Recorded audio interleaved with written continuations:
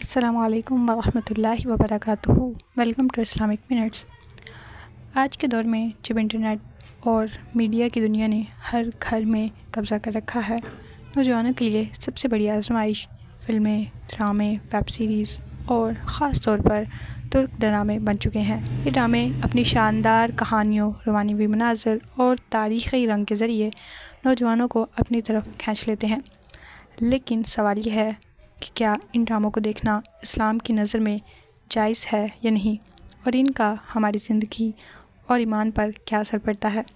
اللہ تعالیٰ نے قرآن مجید میں ارشاد فرمایا، یقیناً کامیاب ہوئے ایمان والے جو اپنی نماز میں خشوع اختیار کرتے ہیں اور جو لغویات سے منہ موڑنے والے ہیں۔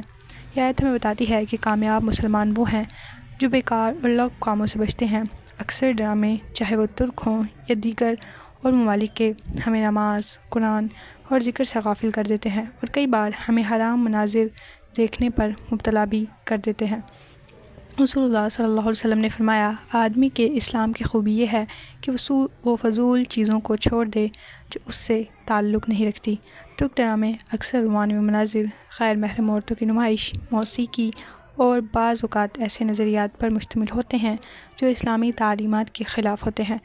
مثال کے طور پر ایک ڈرامے میں غیر محرم عورت کے ساتھ تعلقات کو رومانوی اور قابل فخر بنا کر دکھایا جانا، حالانکہ اسلام میں یہ گناہ ہے۔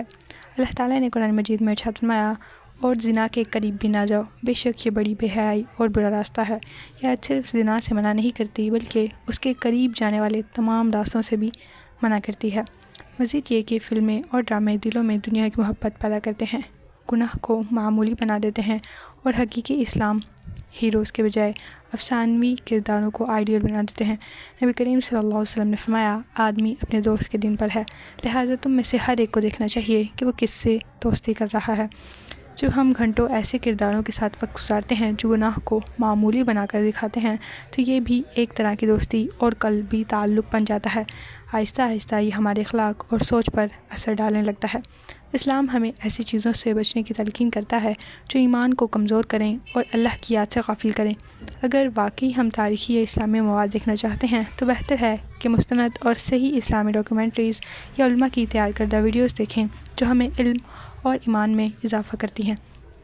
یاد رکھنا چاہیے کہ دل کی حفاظت ضروری ہے۔ نبی کریم صلی اللہ علیہ وسلم نے فرمایا، خبردار، جسم میں ایک گوشت کا ٹکڑا ہے، اگر وہ صحیح ہو جائے تو پورا جسم صحیح ہوتا ہے، اگر وہ خراب ہو جائے تو پورا جسم خراب ہو جاتا ہے، وہ دل ہے۔